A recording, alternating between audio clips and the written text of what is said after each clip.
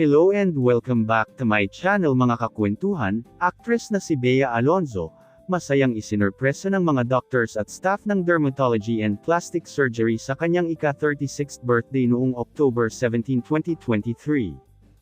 Talaga namang sobrang napakasaya ni Bea nang sinalubong ito sa kanyang kaarawan at kinantahan ng mga staff.